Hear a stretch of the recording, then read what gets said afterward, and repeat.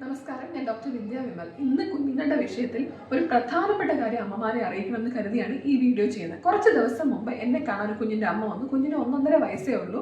2 കുട്ടികളുണ്ടവർക്ക്. കുഞ്ഞിന് ചെറിയ കുട്ടിയാണെങ്കിലും ഭയങ്കര ചുമയാണ്, കുത്തി കുത്തി ചുമച്ചുകൊണ്ടിരിക്കുന്നു. ഇത് കണ്ടുകൊണ്ടിരിക്കാൻ വയ്യ ഡോക്ടറെ, ഉടനെ തന്നെ എന്തെങ്കിലും ഒരു ചുമ നിർത്താനുള്ള മരുന്ന് കൊടുക്കണം എന്നാണ് അമ്മ ആവശ്യപ്പെട്ടത്. പ്രത്യേകിച്ച് മൂത്ത കുട്ടിക്ക് കഫ് സപ്രസൻസ് കൊടുക്കുന്നുണ്ട് അവർ.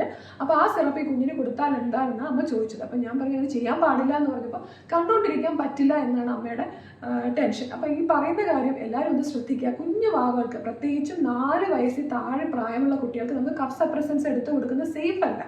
കാരണം അതിനകത്തുള്ള കൊണ്ടൈൻ അടങ്ങിയ സിറപ്പുകളും ഡെക്സ്ട്രോമെത്തഫിൻ കണ്ടന്റ് അടങ്ങിയ കുട്ടികൾക്ക് കൊടുക്കുന്ന സിറപ്പുകളും ഒക്കെ സേഫ് അല്ല. പലയിടത്തു നിന്നും നെഗറ്റീവ് റിപ്പോർട്ട്സ് മുമ്പ് ഉണ്ടായിട്ടുണ്ട്. അതിനാൽ കൊച്ചു കുട്ടികൾക്ക്, പ്രത്യേകിച്ചും 4 വയസ്സിൽ താഴെയുള്ള കുട്ടികൾക്ക് നമുക്ക് നെബുലൈസേഷൻ കൊടുക്കുന്നതാണ് നല്ലത്. ഡോക്ടറുടെ നിർദ്ദേശപ്രകാരം നെബുലൈസ് ചെയ്യുക.